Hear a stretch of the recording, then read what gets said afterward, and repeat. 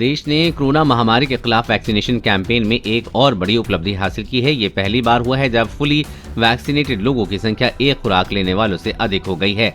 CoWIN dashboard के data के मुताबिक कोरोना टीकों की अब तक 113 करोड़ से ज्यादा खुराक लगाई जा चुकी हैं और 30.07 करोड़ लोगों को वैक्सीन की दोनों डोज लग गई हैं और 37.47 करोड़ लोगों को अभी तक एक खुराक ही दी गई है। भारत में करीब 94 करोड़ युवा आबादी है। इस तरह अब देश में 40.3% वयस्कों का फुली वैक्सीनेशन हो चुका है और 40.2% को फिलहाल एक ही डोज लगी है।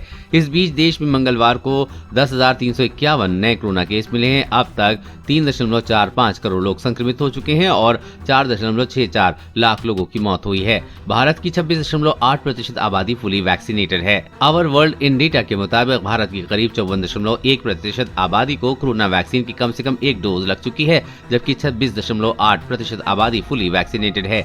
इन आंकड़ों का वैश्विक औसत क्रमशः 52.2% और 40.9% है।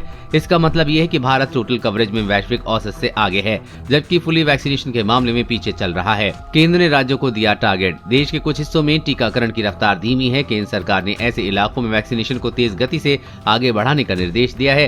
केंद्र ने सभी राज्यों को नवंबर के अंत तक 90% आबादी को कम से कम एक डोज लगाने का निर्देश दिया है। अब तक कैसी रहे वैक्सीन की रफ्तार? देश में 16 जनवरी से वैक्सीनेशन अभियान की शुरुआत हुई है। शुरुआती 20 करोड़ वैक्सीन डोज 131 दिन में लगे। अगले 20 करोड़ डोज 52 दिन में दिए गए। 40 से 60 करोड़ डोज देने में 39 दिन लगे। 60 करोड़ से 80 करोड़ डोज देने में सबसे कम महज 24 दिन लगे।